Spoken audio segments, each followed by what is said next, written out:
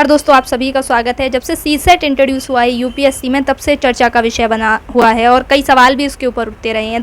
देखिए, सीसेट को लेकर जब 2011 में ये इंट्रोड्यूस हुआ था, तभी से ये अटकलें लगाई जा रही थी कि ये कहीं ना कहीं बायस्ड है, ये कहीं ना कहीं डिस्क्रिमिनेटरी है उन बच्चों के साथ जो ह्यूमैनिटी बैकग्राउंड से आते हैं या फिर जो नॉन मैथ बैकग्राउंड से आते हैं। यूपीएससी की एनुअल रिपोर्ट आई है और ये रिपोर्ट आपकी आंखें खोल देगी। जो क्लेम आपके द्वारा किए जा रहे हैं, जो क्लेम सबके द्वारा किए जा रहे हैं सीसेट को लेकर, जो बातें चल रही हैं, उन सब बातों के बारे में आपको एक क्लियरिटी मिल जाएगी। आप एक नतीजे पे पहुंच पाओगे कि आखिरकार सीसेट से क्या चेंज ऐसा आ रहा है रिजल्ट में, यूपीएससी के पैटर्न में ऐसा क्या चेंज आ रहा है, कैसे प्रोफाइल बदल रही है, ये आपको इस पूरी रिपोर्ट से पता चल जाएगी। ये पूरी रिपोर्ट को मैं आपको 4 पॉइंट में बताऊंगी। आप एक एक पॉइंट को ध्यान से सुनिएगा, पूरे वीडियो को एंड तक देखिएगा, आपको समझ में आ जाएगा कि आखिरकार सीसेट के आने से यूपीएससी में फ़र्क क्या पड़ा है।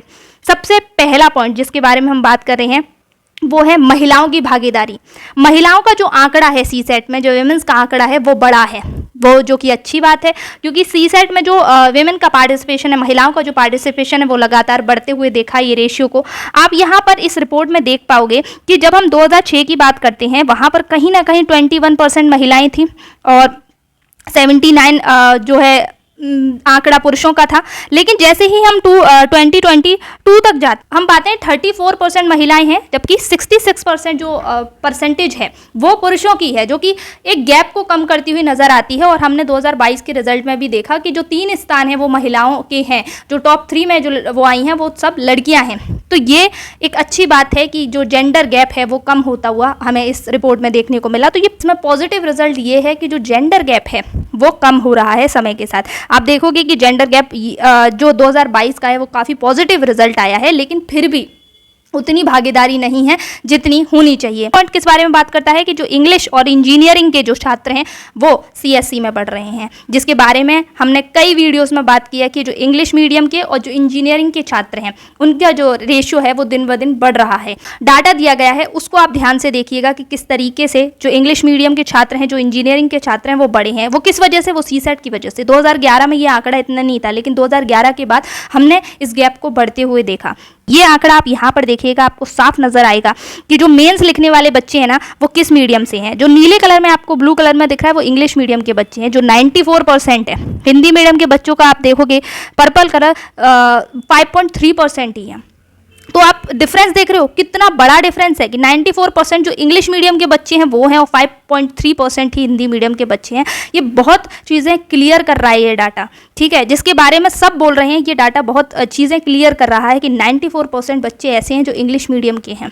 अब तीसरे पॉइंट की बात करेंगे। तीसरा पॉइंट है, पॉइंट सबसे महत्वपूर्ण कि किस स्ट्रीम के बच्चे सबसे ज़्यादा क्वालिफाई करते हैं और आगे जाते हैं प्रीलिम्स के बाद मेंस की तरफ।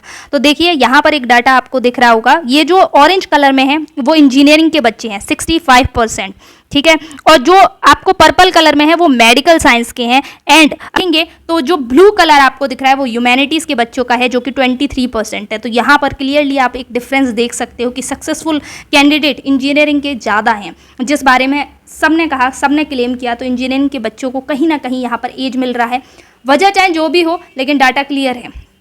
लेकिन देखिए, बहुत सारे इंजीनियरिंग के बच्चे होते हैं जो सीएससी क्लियर कर लेते हैं, लेकिन उसके बाद हमने देखा, ये इस रिपोर्ट में बताया गया है कि मेंस में वो इंजीनियरिंग के कोर सब्जेक्ट को एज अ सब्जेक्ट नहीं लेते हैं।